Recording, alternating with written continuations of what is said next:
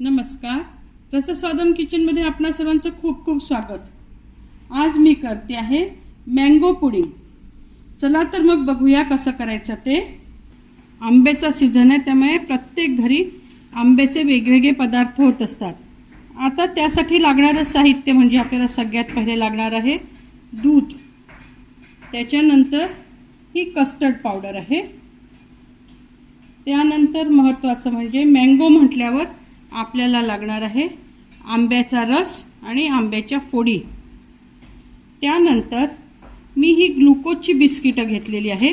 याचा हा मिक्सरवरनं मी बारीक चुरा करून घेतलेला आहे. हे ब्रेड क्रम्स आहे. ब्रेड मी मिक्सरमधनं अशी बारीक करून घेतलेली आहे. आणि हे चॉकलेट्स आहे. हे ऐच्छिक आहे, हे टाकायचे वाटले तर टाका, नाही तर नाही. हे किंवा ट्रुटी फ्रुटी गरज वाटली तर टाकायचं, हे ऐच्छिक आहे. यात मी साखर वापरणार नाही आहे, कारण की आंबाही गोड आहे आणि आपण बिस्किटचे भुरका त्यात वापरतोय, त्यामुळे मी साखर घालणार नाही आहे. चला तर मग आता कृतीकडे वळूया. आपल्याला किती प्रमाणात करायचं आहे त्याप्रमाणे आपण दूध घ्यायचं आहे. मी अर्धा लिटर दूध घेतलेलं आहे. दूध थोडं गरम झालं की यात आपण कस्टर्ड पावडर मिक्स करणार आहे. इथे अर्धा कप दूध घेतलेलं आहे आणि यात मी ही जी कस्टर्ड पावडर आहे ही मी व्हॅनिला फ्लेवर घेतला आहे. तुम्ही तुमच्या आवडीचं कोणतंही घेऊ शकता. मी 3 चमचे यात मी ही दुधात मिक्स करते आहे. आपल्याला किती घट्ट पाहिजे याप्रमाणे तुम्ही ही कस्टर्ड पावडर ॲड करू शकता. हे बघा, आता एकदम मंद आचेवर माझं दूध उकळत आहे आणि ह्याच्यात मी आता हे अगदी हळूहळू अशी ही धार सोडते आहे, ज्यामुळे की गुठळ्या होणार नाहीत. हे बघा, आता असं आपण त्याला सतत फिरवत राहायचं 1-2 मिनटं, म्हणजे ते चांगलं शिजून जातं. यात अजिबात गुठळ्या झालेल्या नाही. बघा, सारखं फिरवत राहिलं तर गुठळी होत नाही. हे पहा, याच्यात तुम्हाला दिसत असेल असे बुडबुडे यायला लागले, म्हणजे हे आपलं आता कस्टर्ड तयार झालेलं आहे. एक थोडंसं असं काही सेकंद पुरतं असं फिरवून आपण हा जो गॅस आहे हा बंद करून टाकायचा. माझा गॅस एकदम सिमवरती होता. आता मी हे बंद करते. गॅस बंद केला आणि याला थोडंसं कोमट होऊ द्यायचं. आता हे बऱ्यापैकी थंड झालं आहे. आता ते पहा, दिसेल आपल्याला की किती घट्ट झालेलं आहे हे. आता छान, यात अजिबात गुठळ्या वगैरे काही नाही आहे. आता यात आपण आपला जो आंब्याचा रस आहे तो ॲड करणार आहे. आपल्याला कसा गोडवा पाहिजे आणि आपला आंबा कितपत गोड आहे याप्रमाणे हा आंब्याचा रस यात आपल्याला मिक्स करायचा आहे.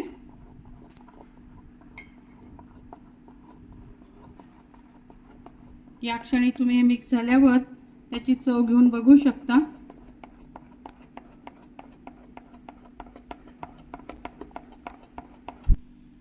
हे बघा, आता हे आपल्या कस्टर्डमध्ये आपण आपला रस मिक्स केलेला आहे. आता हे असं पातळ झालेलं आहे. आधी जे केलं होतं ना, त्यात आंब्याचा रस टाकल्यामुळे आपण जे कस्टर्ड पावडर टाकलेलं होतं, जे दूध होतं, ते थोडंसं पातळ झालं.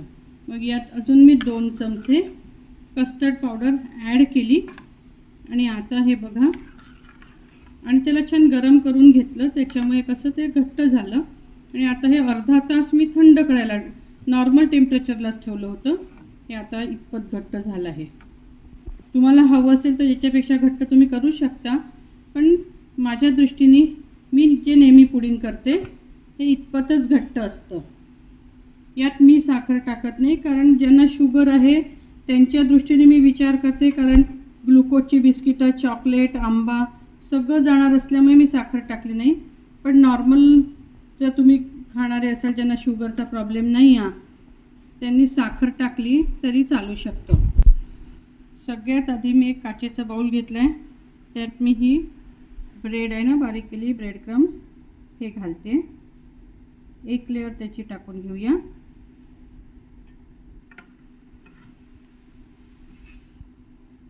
त्यानंतर त्याच्यावर हे जे आहे आंबा टाकून आपण कस्टर्ड तयार केलं आहे.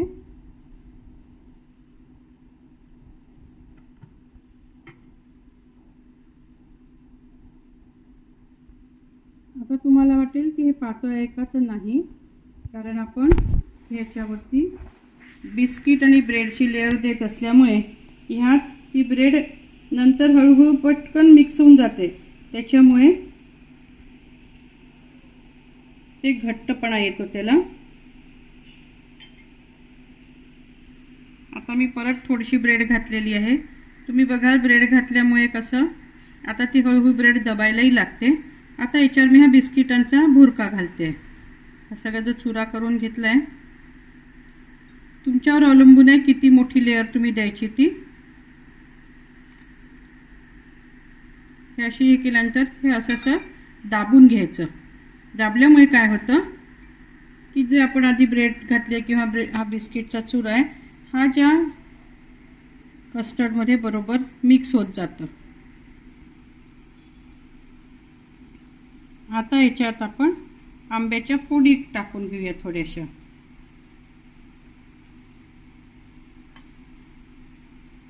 अशी एकेका याची लेअर देत जायचं. या आंब्याच्या फोडी अशा मध्ये मध्ये चावायला खूप छान लागतात.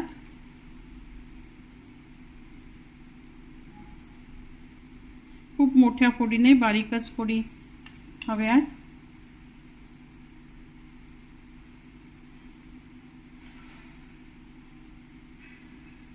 तुम्ही याच्यात टूटी फुटी सुद्धा वापरू शकता. टूटी फुटी पण फार छान लागते याच्यात. माझ्याकडे अवेलेबल नाही आहे म्हणून नाही टाकले मी.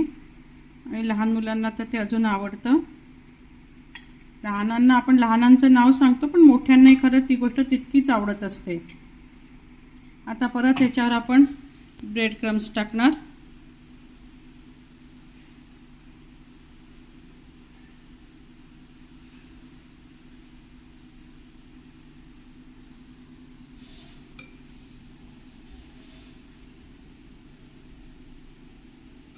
याची लेअर झाल्यावर परत आपण हे जे मँगो कस्टर्ड आहे याची लेअर घालणार.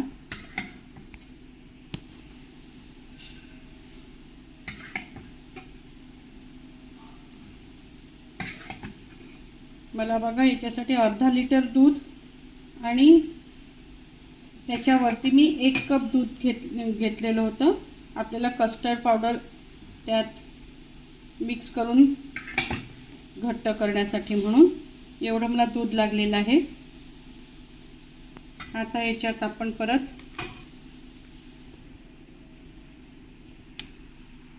ब्रेड टाकणार बारीक केलेली.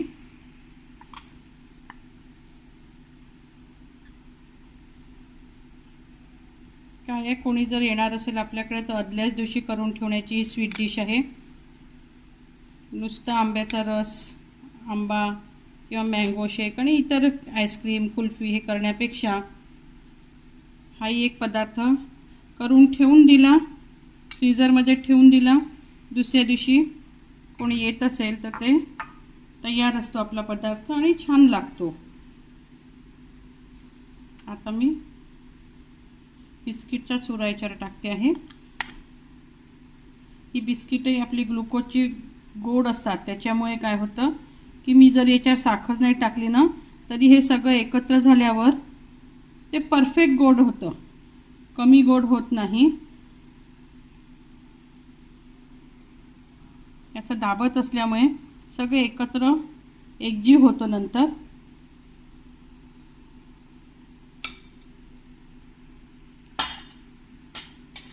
आता आपण इथे चॉकलेट घालूया.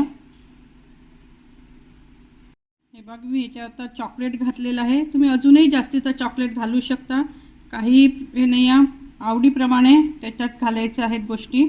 आता आपण ह्याच्यावर परत आपला जो आंब्याचं कस्टर्डचं केलेलं आहे ते घालूया. आता उरलेलं मँगो कस्टर्ड मी याच्यात टाकून घेतलं आहे आणि हे असं सगळं मी थोडंसं हलवून घेते, म्हणजे ते सगळं पसरून नाही जातं आणि एकजीव पण होऊन जातं. आता याच्यात आपण सगळं जे आपले आहे ब्रेडचा भुरका, हे ब्रेड क्रम्स याचं सगळं पसरवून देऊया.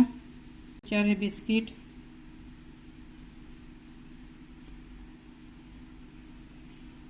जर बिस्किटचे थोडे थोडे तुकडे राहिले ना तर तेही फार छान लागतात बरं मध्येच. म्हणजे असं नाही की अगदी बारीक भुरकाच झाला पाहिजे.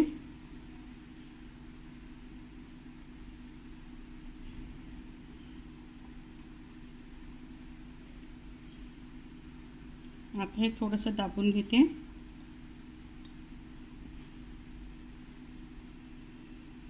आणि आता या आंब्याच्या फोडी सगळ्या अशा आंब्याच्या फोडी मी भरून घातलेल्या आहेत. आता याच्यावर अगदी थोडंसं हे आपल्याला नुसतं हा ब्रेडचं हे भुरकवायचं आहे ब्रेड क्रम्सला.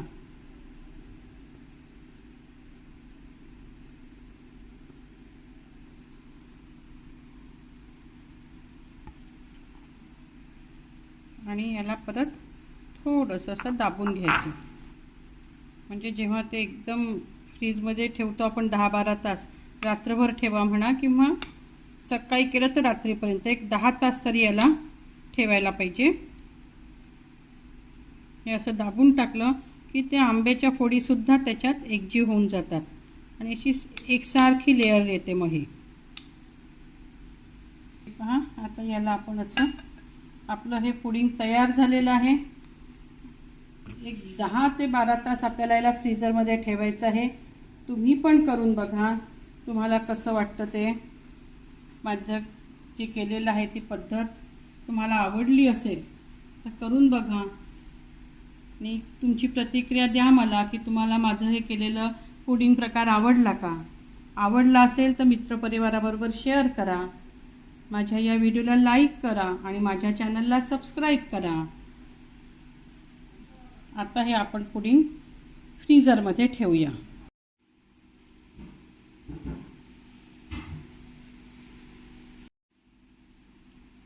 आता आपण याला 10 तासासाठी फ्रीजरमध्ये ठेवूया.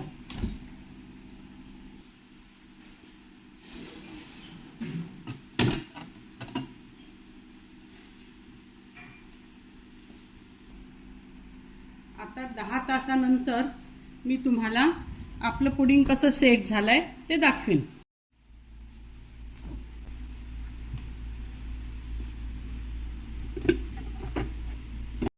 हे बघा, आता 10 तास झालेले आहेत. मी आपलं मँगो पुडिंग फ्रीजरमधनं बाहेर काढलेलं आहे.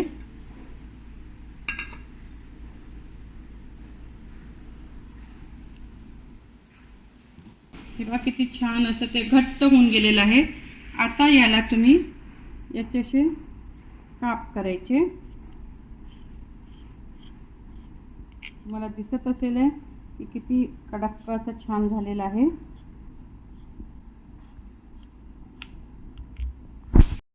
हे बघा, आता हे असं आता छान कट होऊन राहिलेलं आहे. आपण हळूहळू एक एक पीस आता याचा मी तुम्हाला व्यवस्थित काढून दाखवते.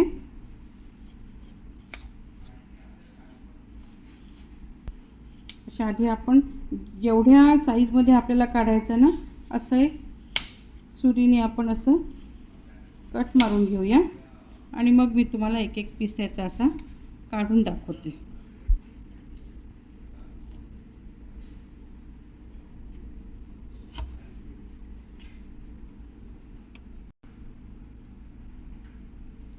हे बघा, हे आपलं असं सुंदर लेअरमधलं पुडिंग छानपैकी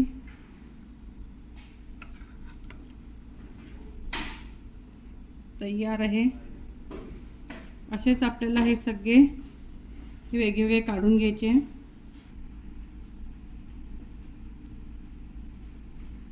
हे बघा, त्याला आपण खालून असं हे पूर्ण मी असं काढून घेतलेलं आहे. एवढं मोठं हे असं एक एक पीस. हे असं आपलं आता मँगो पुडिंग तयार आहे. सोपं आणि चवीला सुंदर, चविष्ट, स्वादिष्ट असं हे मँगो पुडिंग तुम्ही करून बघा. तुम्हाला जर माझं हे आवडलं असेल पुडिंगची करण्याची पद्धत, तर तुम्ही घरी नक्की करून बघा. मला खात्री आहे की तुमचंही खूप छान होणार. आणि आपल्या मित्रपरिवाराबरोबर हा माझा पदार्थ शेअर करा. तुम्ही तर कराच माझ्या या व्हिडिओला लाईक, पण आपल्या मित्रपरिवाराला सुद्धा सांगा की माझ्या या व्हिडिओला, माझ्या या चॅनलला लाईक आणि सबस्क्राईब करा. त्यामुळे माझा उत्साह वाढतो. चला तर मग मी तुमच्या प्रतिक्रियांची वाट बघते. धन्यवाद.